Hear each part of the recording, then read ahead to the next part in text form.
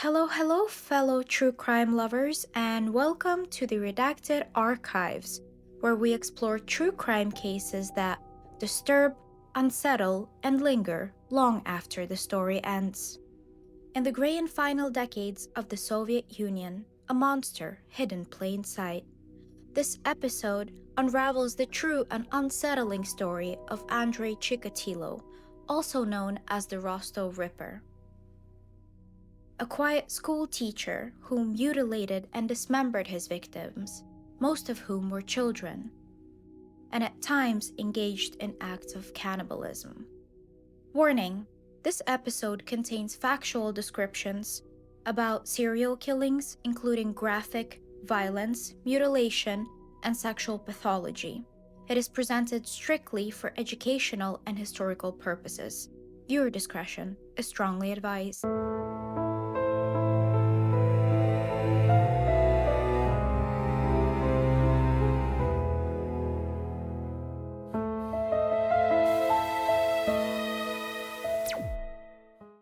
We know quite a bit about Chikatilo's early years, but mainly from the maniac himself, as he wrote a sort of autobiography for investigators when he was in prison. Now, keeping in mind that Chikatilo was a philologist and a politically savvy man, so he could have deliberately exaggerated some facts to gather sympathy. But despite this, we do know that his childhood was indeed quite traumatic. Andrey Chikatilo was born on October 16, 1936, in the Ukrainian village of Yablochnaya.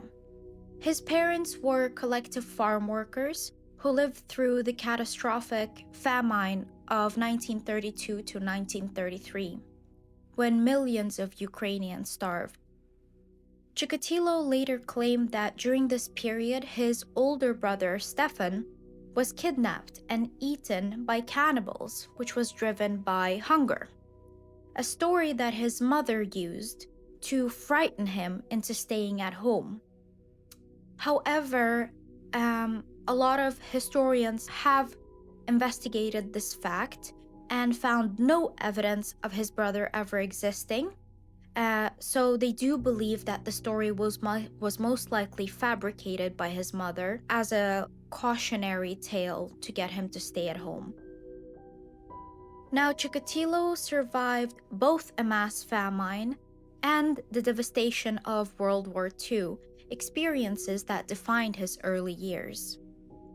During World War II, 6-year-old Andrey Chikatilo followed German soldiers who were leading away some of the villagers to be executed. Now, soon thereafter, the soldiers started shooting at the children, amongst whom Andrey Chikatilo was. He fell, and they assumed that he was dead as he was bleeding from the head, and they threw him into this mass grave with these other bodies. He later regained consciousness, but was so frightened that he stayed there most of the night up until the early hours of the morning, when he was able to get himself home. Though unverified, some historians do believe this experience may have shaped his later acts of extreme violence, including cannibalism. In September of 1944, Chikatilo started school. He was obsessed with learning. In the immediate post-war years, Ukraine was experiencing another mass famine, and Chikatilo recalled fainting from hunger at school and seeing starved people being carried through the streets wrapped in rugs. Now, Chikatilo was severely nearsighted, but was too afraid of ridicule to wear glasses up until his early 30s. He later described years of bullying at school when he was called a sissy, a skeleton, and a wimp. An experience that he said filled his life with shame and resentment.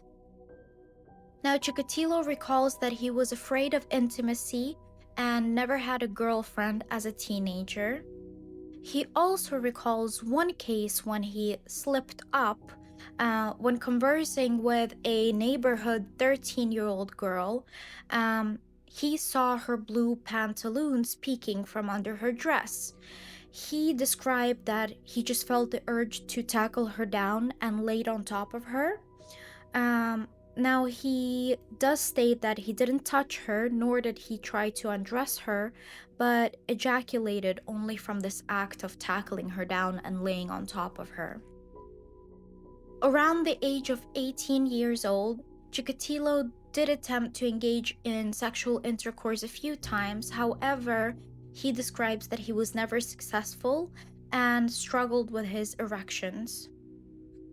Now, next up in Chikatilo's biography, he is drafted into the army and describes this once again as a rather difficult time in his life, where fellow soldiers would mock him um, because he became shy and was like in discomfort when they brought up sexual topics or spoke about females. And there is also speculation that in the army, he experienced his first passive homosexual encounter, which, according to himself, was forced. Upon returning home from the army to his hometown, he experiences his first serious relationship, which nearly leads him to getting married. Now, Chikatilo describes that it only fell through because he was once again unable to perform sexually with his fiancée, and she in turn spread this across the village, so everybody was aware and there was all of these rumors about him going on.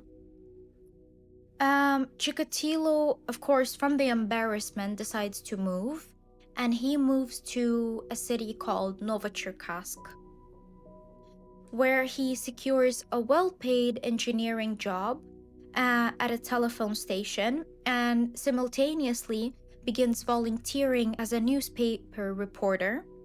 He writes propaganda-focused articles about productivity and loyalty to the state. In 1962, at the age of 27, his sister Tanya arranges a meeting with her friend Fedosia to set them up, and they soon get married.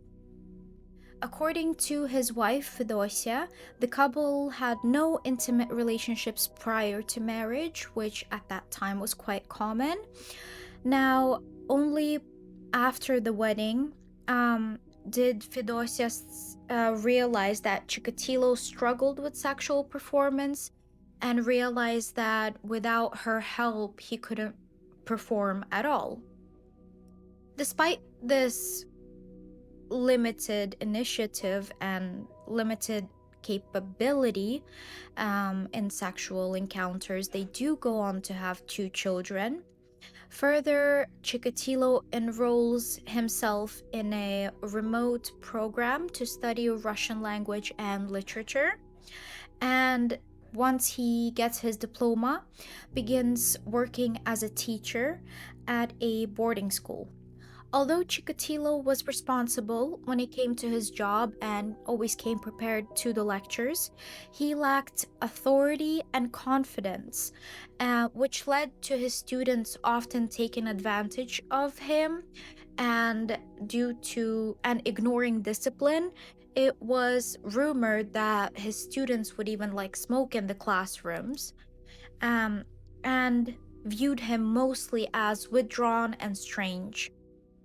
It was during this period of time that he began abusing his position of power.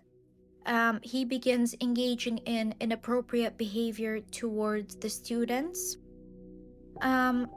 during class, and also he would intrude to their private rooms at night, which became noticed by colleagues, but it was never formally reported.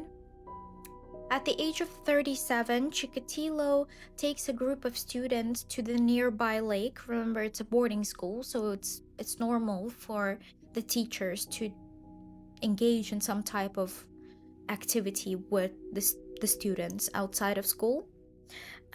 So he takes a group of kids to the nearby lake, during which he takes an interest in a 14-year-old Luba and begins harassing her by attempting to touch her private areas and attempting to take off her swimwear. Luba describes that she is terrified and she begins screaming and notices that this only seems to arouse him even more. Now, a psychiatrist analyzing his behavior attributed this to ambivalence in his sexuality, where feelings of love and arousal coincide with the desire to humiliate and inflict pain, which further escalates into sadism. Following this event, there is one final occurrence of sexual harassment with a 13-year-old female student whom he asks to stay behind class and begins touching inappropriately. He scratches at her hips and legs in an attempt to take off her underwear. Luckily, she does manage to escape through the window. Now, only after these two incidents, the school board quietly forces Chikatilo to resign to avoid scandal. So in 1978, at the age of 42, he relocates once again to the nearby city of Shakhty, a place later ranked among Russia's most dangerous cities, where he finds new employment without difficulty and once again becomes working as a teacher, now in a trade school which resembles like a college. He quickly resumed harassing children, however, mostly targeting boys at this time. Allegedly, he sexually assaults a 15-year-old sleeping male by performing oral sexual acts on him while he's asleep. Chikatilo justifies these acts by claiming that children and teenagers would so often engage in sexual acts with other students or teachers and were naturally so sexually promiscuous, and this deeply offended Chikatilo that they could perform sexually while he could not.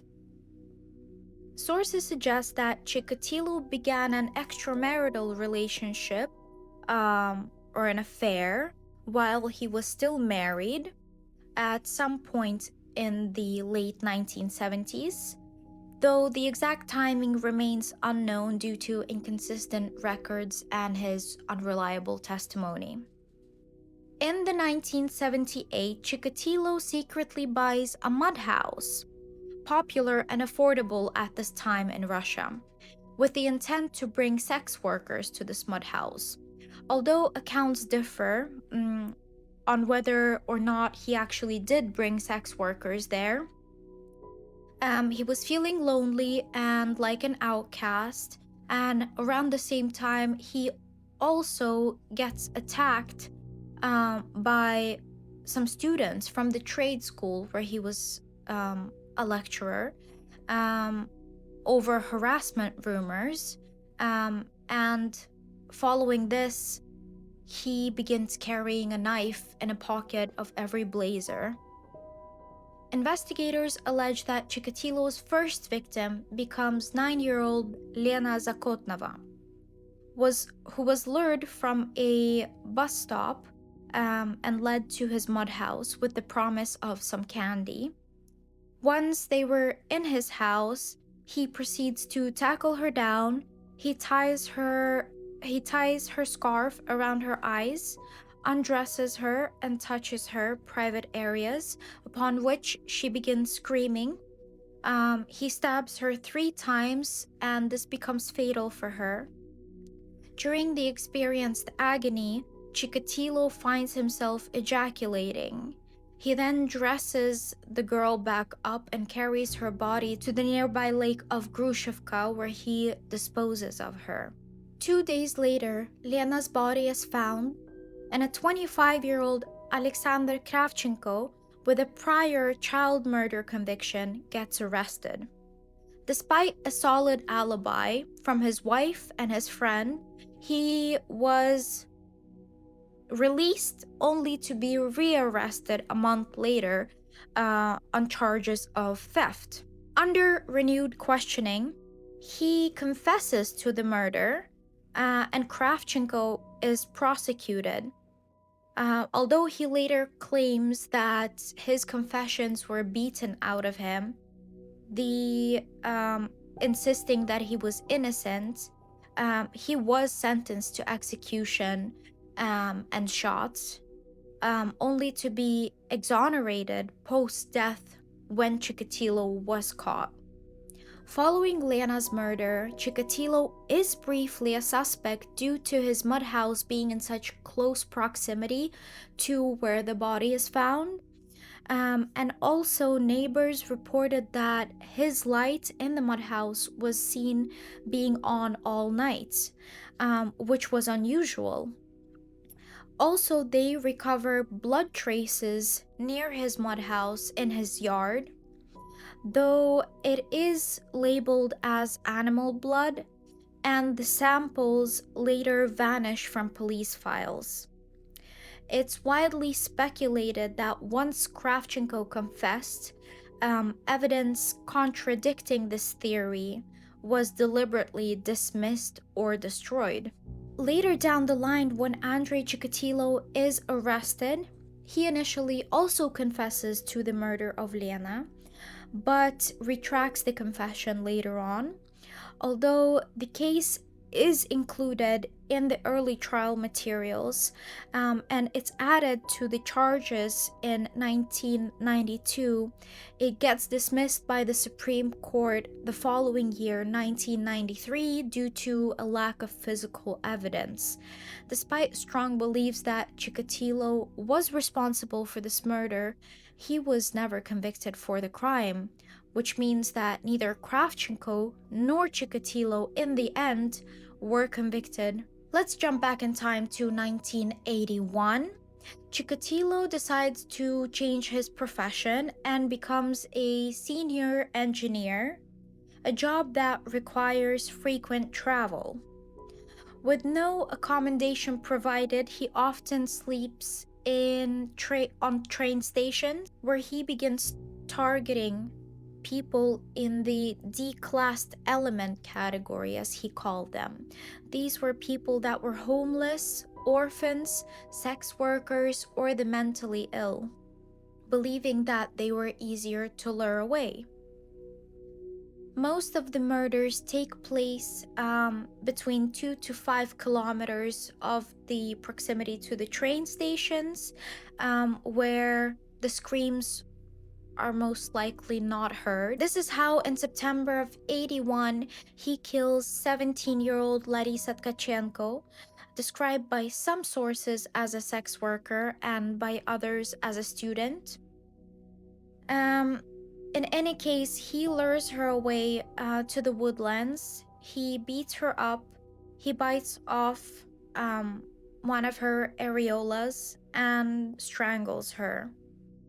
This episode, unfortunately, also comes to being excluded from the prosecution due to lack of physical evidence. Throughout the year of 1982, Chikatilo proceeds to murder 7 children and teenagers of both genders. Following the murders, police launch a large-scale operation focusing first on previously convicted rapists in the area. Now, as more bodies were being discovered, the investigation dragged on with little progress. Many victims who were found months or even years later were deeply decomposed. With DNA technology still developing and limited, identification relied mostly on facial reconstruction. They would send the bodies to the Moscow University, where their faces needed to be reconstructed in order to be identified, a process which was taking so much time and making the investigation linger for even longer. Following 3 murders between the train station of Shakhty and Kirpichnaya, police launch Operation Forest Line, named after the wooded areas where bodies were being discovered. On September 15, 1981, 15-year-old runaway Sergei Kuzmin was lured by Andrey Chikatilo from Shahty bus station to a wooded area near the railways. In his confession, Chikatilo stated that he bound the boy's hands, gagged him with dirt and leaves, attempted sexual assault without success due to impotence, and then stabbed him approximately 70 times, causing severe internal injuries and death from blood loss. He mutilated his genitals, he excited the eyes to avoid the accusing gaze, and committed anal violation using a knife. The body was partially covered and left. Skeletal remains were found in January of 1983 and were later confirmed to be Kuzmin's through Chikatilo's admissions. In this case, violence substituted for sexual gratification due to his documented pathology. By early 1983, Andrey Chikatilo's murders had developed a consistent pattern, a so-called signature. As later detailed in his confessions and court records, one that investigators would later piece together from his own chilling confessions. He carried out violent attacks involving multiple stab wounds or strangulation, followed by mutilation focused on facial features, the chest, and genital areas. In several instances, according to his statements, he removed small body parts such as tongues and uteruses, and in some cases, consumed them. Chikatilo admitted that he directed his impulses towards these private areas of the victims due to chronic impotence. However, he was unable to achieve penetration. The act of killing produced ejaculation for him, but he described it as frustrating and sluggish. In a desperate attempt to mimic real intercourse, he sometimes placed his semen inside the victims. This pattern reflects a documented psychological pathology. Extreme violence served as a substitute for sexual function, contributing to a forensic profile that eventually led to his capture. What drove this level of depravity? A twisted substitution where sex failed him, extreme violence became his release.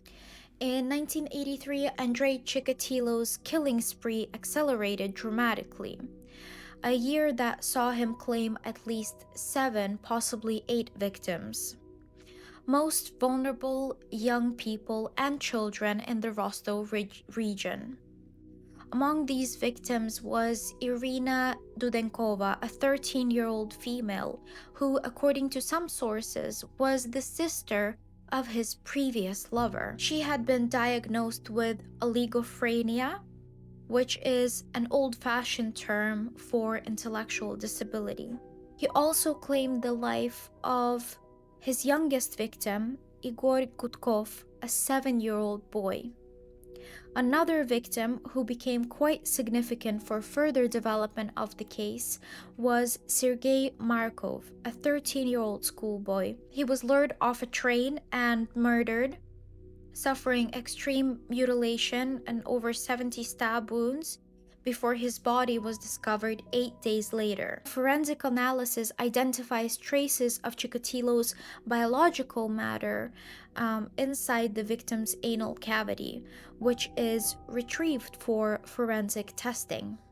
By the autumn of the same year, investigators finally linked several murders into a single series. 6 victims at first, however, with more to follow. But the case quickly veered off course. Convinced only a mentally ill person could commit such senseless acts, police pursued the wrong theory. That path led to a 20-year-old Sergei Shaburov, arrested for stealing a tram. Under interrogation, he confesses to the murder of a boy and implicates his friends. Soon, 6 young men with disabilities are in custody, all confessing, yet their stories are conflicting each other. The investigation spiraled into what would later be known as the case of the fools. With no solid witnesses and a few leads, little experience in handling maniacs of this level, Soviet police struggled to keep pace. Meanwhile, Chikatilo continued to travel for work, leaving more and more victims behind. He blended in effortlessly. Although he slept at train stations, he was well dressed, he always wore a suit, a hat, and had a briefcase with him.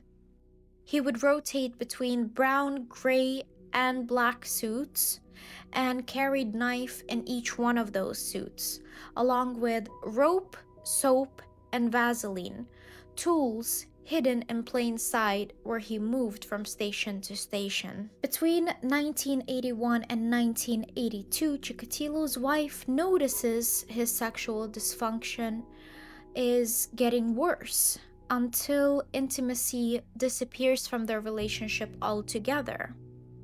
In their final years together, her complaints were met with not concern but cruelty. He dismissed her and called her fat and lazy, insisting that she was expecting too much of him. By this point, their own children were teenagers. At home, Chikatilo appears devoted. He's spoiling his kids. He's keeping the house in an orderly fashion. At work, however, he is struggling. He's clashing with supervisors because of his poor performance at work, and his wife often visits work asking his bosses, begging them not to let go of Chikatilo. By the end of 1983, Chikatilo had killed 17 children and teenagers, yet the investigation was still stalling.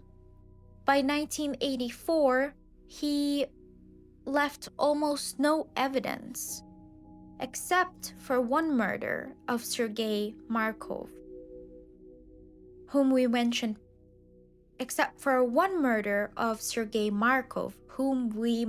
previously. Now, semen recovered from the scene should have been a breakthrough, but a lab error misidentified his blood type as type A instead of type AB.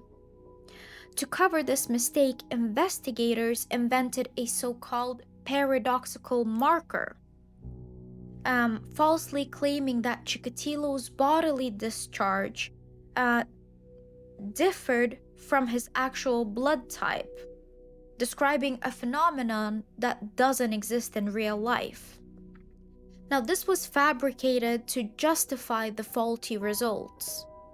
They took it even further by claiming that Chikatilo must have known about this peculiarity and used it to his advantage, as he was careful not to leave any other traces at his crime scenes.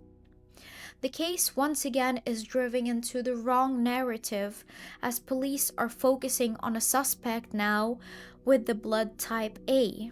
Even after the murders were linked and Operation Forest Line was launched, the search focused on the wrong places. Most killings were occurring outside of Chikatilo's home region, and investigators never seriously examined the area where he was actually living.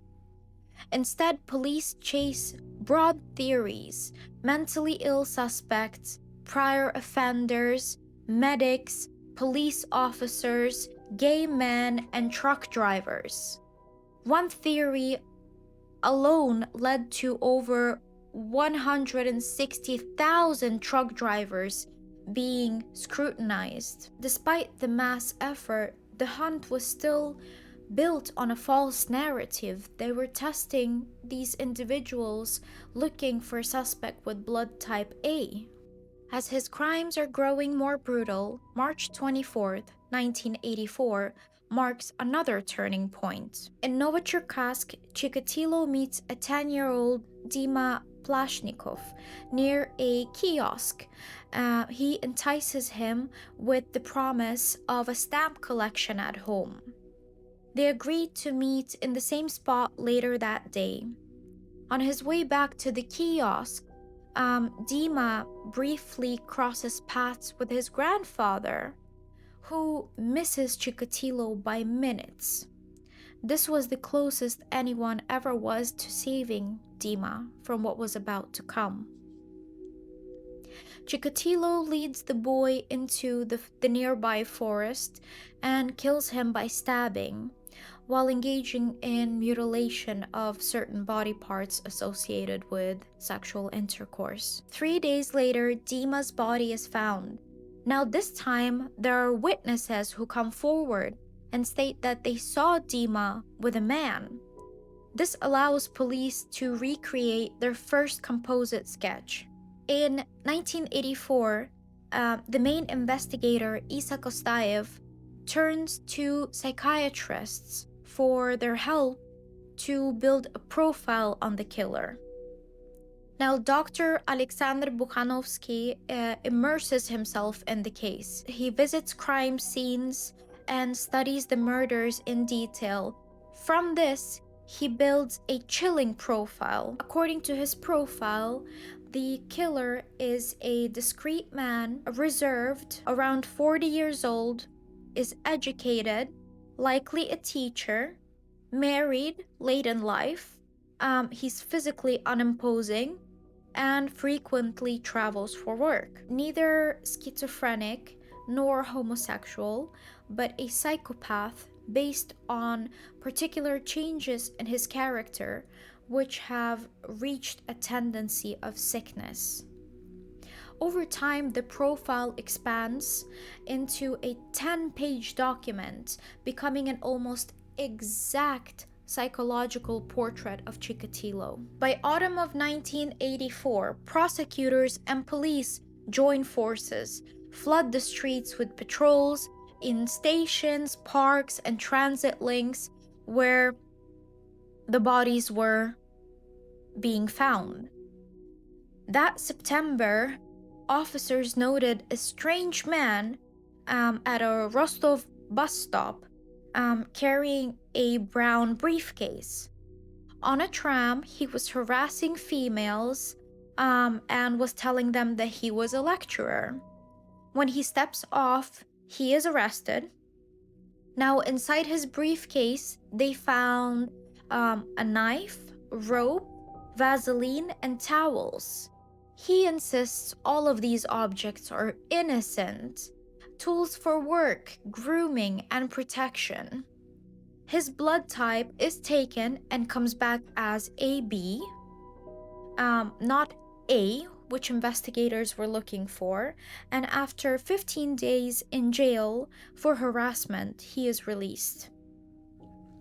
Now, despite a sketch that closely resembled Chikatilo, witnesses were never asked to come and identify if this was the man they had seen Dima with. None of his belongings are tested either, and investigators stayed locked on their original theory because admitting that they were wrong would have meant starting all over. Despite failing to investigate Chikatilo for murders, he is accused of theft, and after being accused of stealing an accumulator and a roll of linoleum from work. As a result, he is let go from his job and is outcast from the Communist political party, which meant a lot to him. He was supposed to serve 1 year of correctional work, however, was immediately released without any obligation for some reason. He refuses to accept reality at this point. He writes letters to the Supreme Court, to the president, claiming that he is innocent. However, obviously nothing comes of this. Despite his conviction, he manages to find a new place of work quite soon, And in 1985, he begins working in one of the largest companies for electrical locomotive factory, also called Nefs. This is one of the largest electro locomotive factories in the world. Him and his family moved to Novocherkassk, where they get an apartment, and he once again begins to travel for work and to kill while he travels.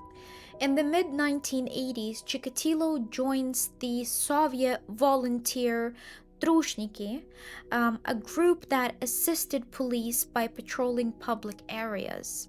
Now, this role gives him insider knowledge of police surveillance tactics, investigation processes, and the insider perspective enables him to monitor the investigative progress, according to which he could adjust his tactics and evade capture for longer. In November of 1985, the lead investigator on the case, Isa Kostoyev, decides to enforce more discipline and procedures to gain total control of the operation. They begin to transit hubs, forests, and crime scenes, and they begin to flood the streets with patrols, squad cars, even helicopters. Now, this operation actually becomes one of the largest and most expensive in the Soviet Union so far, costing them nearly 10 million rubles, which today would be equivalent to about 300,000 euros. The crackdown brought no immediate results again, but it had an effect. Chikatilo goes quiet. He lays low, he relocates to Novocherkassk, and begins to spend more time with his family, with his daughter and now his grandson. May 1987, Chikatilo, the serial killer, returns to the streets. He begins acting away on work trips once again, and he kills 3 boys. Following these murders, he takes a 7th-month break again. In 1988, he commits 3 murders. In 1989, Chikatilo claims 5 more victims. Now, one case stands out amongst these: the murder of a 10-year-old Alexei Kobotov. This time, Chikatilo prepares in advance. He digs out a grave in a cemetery before luring the boy there. After the attack, he buries the body and vanishes. Now, this was a rare departure from his normal pattern. He had never taken such care to conceal a crime. The body may have never been found, but by chance, the boy's mother later encounters Chikatilo while handing out flyers of a missing person on a tram. Now, the moment stays with her as Chikatilo begins acting erratically and gets upset with her after seeing this flyer. Years later, when his arrest was broadcasted on television, she recognized him and contacted the police. Now, Alexei's grave becomes the first location that Chikatilo revealed to the law enforcement. By 1990, the hunt was nearing an end. Chikatilo changes his job once again and kills 8 more times. His final victim, Lena Korochik, was murdered near a train station in Leskos. A nearby officer notices Chikatilo emerging from the forest, wearing a suit, carrying a briefcase. He had sticks clinging to his clothes, blood on his face, and a bandaged hand. The officer decides to record the encounter as he finds it's quite strange for somebody to be out in the wood but dressed like this. Days later, Lena's body is found. They're able to get this report up and realize this was most likely the man that the police officer had encountered. Now they begin to surveil him, and on November 20th, Chikatilo is arrested. Upon his arrest, he's calm and silent. 12 years after his first murder, and 52 victims later, the killer is finally caught. Yet officers struggled to reconcile the monster they had imagined with the unremarkable man before them. Despite this, the man they had arrested was indeed the serial killer they had been looking for all these years. Now, in the fear of retaliation, Chikatilo is placed in a special KGB prison. A search of his apartment uncovers knives and weapons, but no confession. Now, the law enforcement had exactly 10 days before they had to release Chikatilo with no concrete proof of him being the murderer. They decide to bring in the previously mentioned psychiatrist who made his profile, Alexander Bukhanovsky. He is the one who finally manages to break Chikatilo down. Chikatilo confesses, and the final count is 53 victims. Now, the psychiatrist Alexander Bukhanovsky, through his work with Chikatilo, deems him unfit to stand trial, a conclusion that didn't serve the investigation.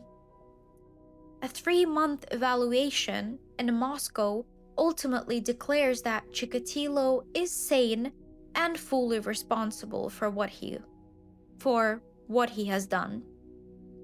He was diagnosed as a psychopath. However, the experts stressed that it is not a valid enough excuse to declare him unfit to stand trial. Because he was mentally strong, he had a high stress tolerance, which was rooted in his meticulousness to leave crime scenes cleaned, and he was not mentally disturbed by the killings he committed. In prison, he showed no remorse for his victims. He believed that he only targeted the socially degraded, dismissing children as future criminals, and the only regret Chikatilo showed was for the damage he had done to his own family.